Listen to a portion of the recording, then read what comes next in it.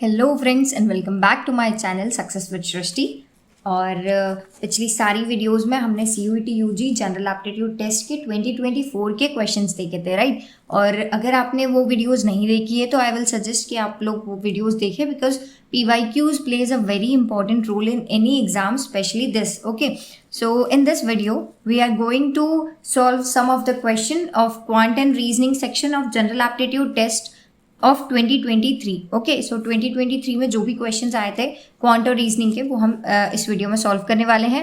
And believe me, PYQs plays a very important role. और मैंने सारे क्वेश्चंस को कॉन्सेप्ट्स के साथ समझाया है, so I will suggest you to watch all the videos. So let's begin. Question number 1 is, if A is to B is to C equals to 1 is to 4 is to 7 and B equals to 2x percentage of A plus C, then X is. ठीक है. Option number 1 12, B 25, C 30 and D 45. ये ratio का question है. A और B और C का एक ratio दे रखा है 1:4:7 और बोल रखा है कि जो B है वो 2x परसेंटेज है ऑफ A प्लस C. ठीक है. सो A is to B is to C हमको क्या गिवन है 1:4:7. सो यहाँ पर हम कॉन्सोनेंट ले लेंगे, कांस्टेंट नंबर कोई सा भी ले लेंगे. So suppose it is okay x तो हमने क्वेश्चन में दिया हुआ है, सो हम यहाँ पर के ले लेते हैं. ठीक है. सो ये हो जाएगा के मतलब ए की वैल्यू क्या हो गई के, बी की वैल्यू हो गई 4k और सी की वैल्यू हो गई 7k. अब इसको प्रूफ कैसे करेंगे, मतलब हमने सही वैल्यूज लिए कैसे पता चलेगा, जब हम इसका रेशियो निकालेंगे तो हमारा सेम रेशियो यही बनेगा 1:4:7, क्योंकि के कट जाएंगे आपस में. ठीक है. सो ये हमने वैल्यूज लिए. अब आगे दिया है क्वेश्चन में कि B is equals to 2x percentage of A plus C. ठीक है. सो B की वैल्यू क्या है हमारे पास 4k. ठीक है. 4k इक्वल्स टू B की वैल्यू हमने रख दी 4k, है ना, इक्वल्स टू 2x परसेंटेज मतलब कि डिवाइड बाय 100 ऑफ मतलब मल्टीप्लाई, राइट. और A प्लस C, A क्या है K. ठीक है. मतलब K प्लस C की वैल्यू क्या है 7k. अब इसको सॉल्व कर देंगे. सो ये हो जाएगा 4k इक्वल्स टू 2c के 100 कट जाएगा 50. Okay. x by 50 into k plus 7k equals to 8k. ठीक है. अब x की वैल्यू हमको निकालना है. यहाँ पर 50 इधर चले जाएगा, 8k भी इधर चले जाएगा. सो ये हो जाएगा 4k इंटू 50, 8k अपॉन में आ जाएगा. ठीक है. इक्वल्स टू x, ये कट हो जाएगा 2 से और ये हो जाएगा 25. सो x की वैल्यू क्या आ गई, x की वैल्यू हमारे पास आ गई 25. ओके. सो ऑप्शन में है 25, option number B is 25. Okay. So right answer is 25. Coming to the next question. The cost price of 15 articles is equal to selling price of 20 articles. Find the loss percentage. देखो इसके लिए ना एक shortcut होता है, but I am assuming कि आपका maths background नहीं है और शॉर्टकट्स एग्जाम में बहुत बार ना याद नहीं आते. सो इसको थोड़ा सा हम डिटेल में समझेंगे. ठीक है. सो कॉस्ट प्राइस दे रखी है, कॉस्ट प्राइस ऑफ 15 आर्टिकल्स. ठीक है. वो किसके बराबर है, वो बराबर है 20 आर्टिकल्स की सेलिंग प्राइस के बराबर. ठीक है. हमको क्या निकालना है, लॉस का परसेंटेज निकालना है. सो हम यहाँ पर लेंगे कि मानो कि CP of 1 article equals to 100. ठीक है. सो 15 आर्टिकल का CP क्या हो जाएगा 15 इंटू 100 मतलब कि 1500. ठीक है. मैं आपको ये बेसिक से समझा रही हूँ. ठीक है. एकदम जीरो लेवल से. सो 1500 क्या हो गया 15 आर्टिकल्स का CP.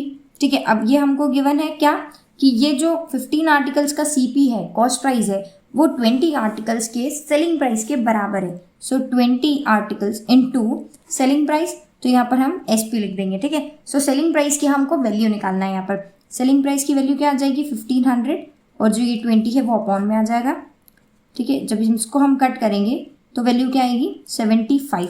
तो SP की वैल्यू क्या आ गई 75, राइट. CP हमने क्या लिया था 100, तो CP 100 है, सेलिंग प्राइस 75 है, तो लॉस की वैल्यू क्या आ जाएगी, लॉस की वैल्यू आएगी CP माइनस SP मतलब कि 100 माइनस 75 इक्वल्स टू 25, राइट. अब लॉस परसेंटेज कैसे निकालते हैं. सो लॉस परसेंटेज का होता है लॉस अपॉन CP। ओके, ये फॉर्मूला होता है, नीचे हमेशा CP होगा, भले आपको प्रॉफिट परसेंटेज निकालना हो या लॉस परसेंटेज। सो लॉस क्या है 25 का, CP क्या है 100 और परसेंटेज निकालना है मतलब इंटू 100, सो इंटू 100। सो 100 से 100 कटेगा और ये हो जाएगा 25%। सो लॉस परसेंट कितना आ गया 25%। Okay, I hope you are understanding it. 25%, option number D is our correct answer. ठीक है, coming to the next question. The marked price of a chair is 150% of its cost price. A discount of 30% is given while selling the chair. What is the profit percentage? देखो यहीं पर 2023 में ही 2 से 3 question ना profit और loss पे आए हैं, और 2024 के भी जब हमने क्वेश्चंस डिस्कस किए थे उसमें भी कुछ क्वेश्चंस थे प्रॉफिट एंड लॉस के। So that means profit and loss is a important topic. So इसके क्वेश्चंस आप सॉल्व करके जाइएगा। देखिए PYQs जब हम सॉल्व करते हैं ना तब हमको ये पैटर्न पता चलता है कि किस तरीके के क्वेश्चंस वो एग्जामिनर पूछ रहे हैं। ठीक है, इन एग्जाम्स में। सो अभी पता चला है कि profit and loss is an important topic, तो आप उसको प्रिपेयर कर सकते हैं। ठीक है, इसको सॉल्व करते हैं हम। Marked price of a chair. So MP, SP और CP का मैंने कॉन्सेप्ट पिछली वीडियो में भी बताया था। सो CP क्या होती है, कॉस्ट प्राइस होती है, फिर आती है मार्क्ड प्राइस, और मार्क्ड प्राइस पर जब हम माइनस करते हैं डिस्काउंट को तो हमारे पास आती है सेलिंग प्राइस। ठीक है, this is the concept, basic concept. अब marked price of a chair is 150% of its cost price. इसमें भी हम वही कॉन्सेप्ट ले सकते हैं कि यहाँ पर हम चेयर की CP let the CP of one chair equals to 100। ठीक है, सो SP क्या, मार्क प्राइस क्या दे रखा है, सो मार्क प्राइस हमको दे रखा है 150% ऑफ CP, मतलब क्या हो जाएगा 150। ठीक है, 150 क्या हो गई मार्क्ड प्राइस और 100 हो गई कॉस्ट प्राइस। ठीक है, अब उसके बाद क्वेश्चन में हमको गिवन है कि अ discount of 30% is given while selling the chair. अब अपने को पता है कि 30% किस पे होगा, CP पे होगा या MP पे होगा। सो MP पे होगा। ठीक है, डिस्काउंट किस पर होता है, MP पे। ये हमने डिस्कस करा है पिछली वीडियो में भी। ठीक है, सो मार्क्ड प्राइस पे डिस्काउंट है 150 इंटू डिस्काउंट कितने का है 30% का। सो 30% मतलब कि डिस्काउंट की वैल्यू हम निकाल लेंगे।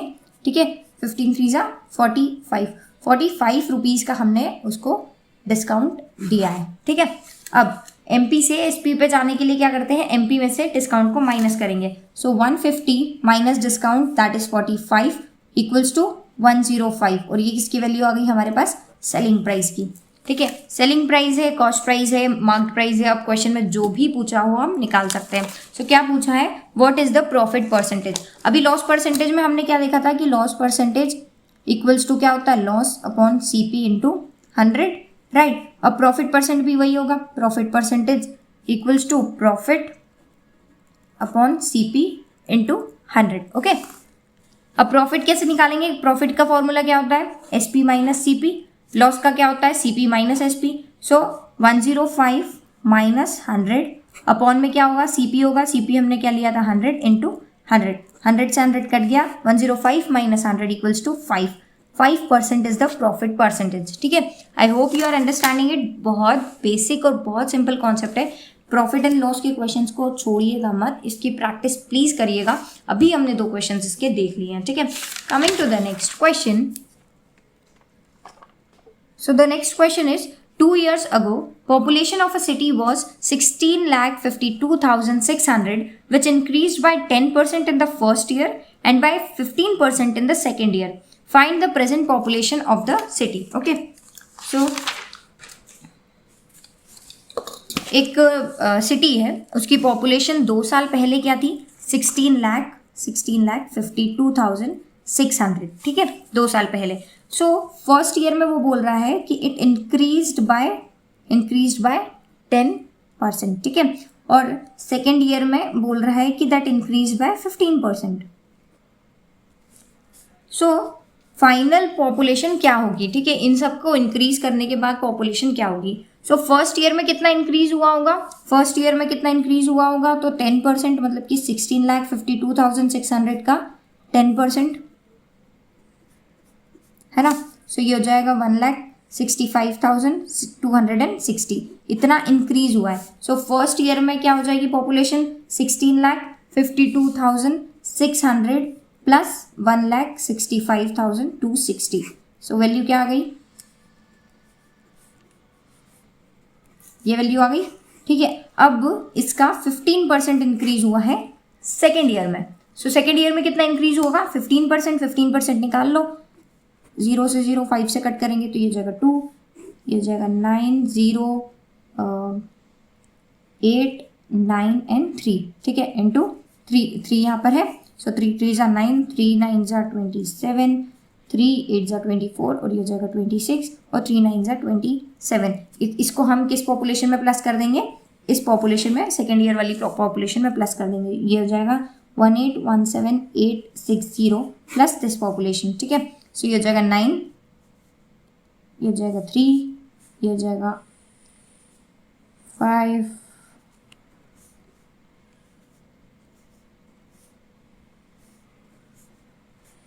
20,90,539। So option number D is our correct answer. क्या हमने किया है इस क्वेश्चन में, देखो 2 साल पहले की हमको पॉपुलेशन दे रखी है और बोला है कि फर्स्ट ईयर में इट इंक्रीज बाय 10%, तो हमने इस पॉपुलेशन का 10% निकाल कर इस पॉपुलेशन में उसको प्लस कर दिया है, ठीक है। सो हमारी न्यू पॉपुलेशन क्या आ गई, न्यू पॉपुलेशन ये वाली आ गई।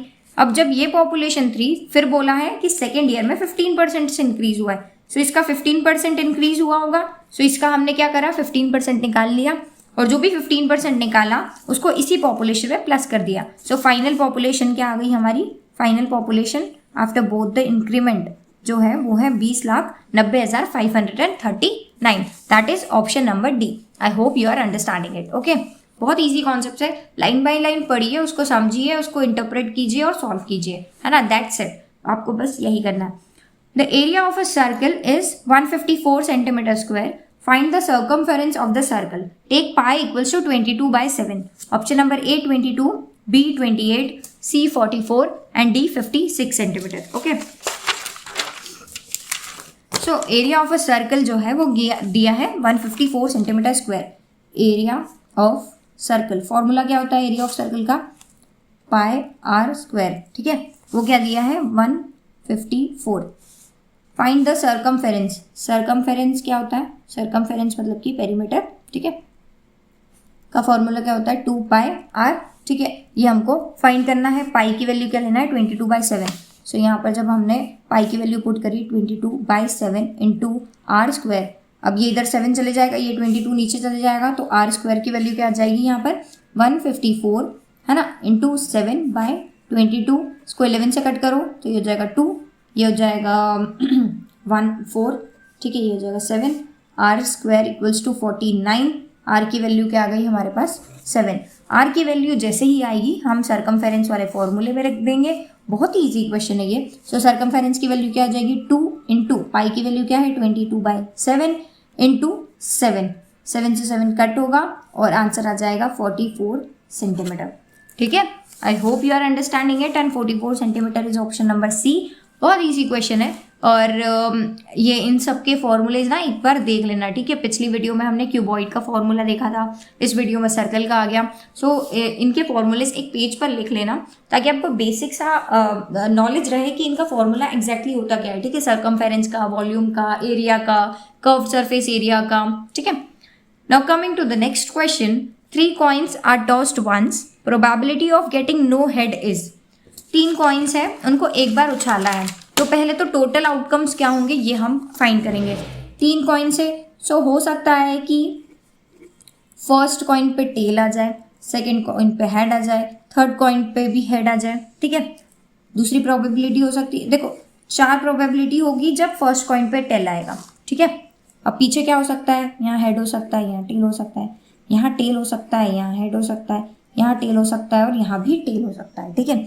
4 प्रोबेबिलिटी होगी, 4 आउटकम होंगे कि फर्स्ट कॉइन पे हेड होगा, ठीक है। सो ये हो जाएगा हेड, दूसरे पे टेल हो सकता है, तीसरे पे भी टेल हो सकता है, दूसरे पे टेल होगा तो तीसरे पे हेड भी हो सकता है, दूसरे पे हेड होगा तो तीसरे पे टेल भी हो सकता है और दूसरे पे हेड हो तीसरे पे भी टेल हो सकता है। So these are the total 8 outcomes. कौन से आउटकम्स, जब 3 कॉइन्स को एक बार साथ में उछाला है तो क्या क्या आउटकम्स हो सकते हैं। सो ये टोटल आउटकम्स है, ठीक है, ये 8 आउटकम्स है। अब हमको क्या निकालना है कि probability of getting no head, कोई भी हेड नहीं होना चाहिए। नो हेड मतलब कि सारे टेल, मतलब कि एक ही इसमें प्रोबेबिलिटी है इन सारे आउटकम्स में, ठीक है। कौन सा ऐसा आउटकम है जहाँ पर हेड है ही नहीं। सो सिर्फ इस आउटकम में हेड नहीं है, मतलब कि प्रोबेबिलिटी क्या हो जाएगी 1 अपॉन टोटल आउटकम कितने हैं 8, ठीक है। So 1/8 would be our answer, ठीक है। So 1/8 option number A is the correct answer. I hope you are understanding it. Coming to the next question, बहुत ईजी क्वेश्चन है ये भी। Find the average of squares of first 5 natural numbers. So इसमें कौन कौन से आप numbers लोगे, स्टार्टिंग विथ क्या 0 से स्टार्ट करोगे, 0 1 2 3 and 4? No, 0 is a whole number and not a natural number, ठीक है। ये नेचुरल नंबर नहीं है, ठीक है। सो नेचुरल नंबर कौन से होते हैं, 1 से स्टार्ट होंगे नेचुरल नंबर, ठीक है। सो 1 से स्टार्ट होंगे तो 1 2 3 4 और 5 जो है वो होंगे फर्स्ट 5 नेचुरल नंबर्स। हमसे क्वेश्चन में क्या पूछा है, find the average of squares of first 5 natural numbers. So इनके स्क्वायर्स का एवरेज निकालना है। 1 का स्क्वायर क्या होता है 1, 2 का स्क्वायर होता है 4, 3 का स्क्वायर होता है 9, 4 का स्क्वायर होता है 16 और 5 का स्क्वायर होता है 25। एवरेज किससे निकालते हैं, इन सब का सम अपॉन नंबर ऑफ आइटम्स, ठीक है। सो इन सब का सम क्या हो जाएगा 25 और ये 5 30 और ये हो जाएगा 25 मतलब कि 55 डिवाइड बाय 1 2 3 4 5 से डिवाइड करेंगे, ठीक है। इसको जब हम कट करेंगे तो हमारा आंसर आ जाएगा 11। एवरेज और मीन एक ही होता है, ठीक है। उसमें क्या करते हैं कि sum of all the items upon number of items. Sum हमने कर लिया सबका और डिवाइड किससे करा 5 से। 5 क्यों, 1 2 3 4 5 आइटम्स हमारे पास है। एवरेज क्या निकल गया 11। एवरेज भी निकालने वाले क्वेश्चन बहुत सारे आए हैं, ठीक है। So option number C 11 is our correct answer. I hope you have understood it. और बाकी के क्वेश्चंस हम पार्ट 2 में करेंगे, ठीक है। और आई विल सजेस्ट कि आप प्लीज़ PYQs सॉल्व करते रहिए। आप वीडियो में देखिए और फिर खुद भी इन PYQs को सॉल्व करने की कोशिश करिए, क्योंकि PYQs से ना आपका कॉन्सेप्ट बहुत ही जल्दी और ईजीली क्लियर होगा, क्योंकि इतना टाइम है नहीं कि आप सब कुछ बेसिक से और एक एक क्वेश्चन आप सॉल्व कर पाएँ। PYQs जब देखेंगे ना तो आपको आइडिया होगा कि कौन से टाइप के क्वेश्चंस आ रहे हैं, ठीक है। So I hope you are doing well and मिलते हैं नेक्स्ट वीडियो में। बाय।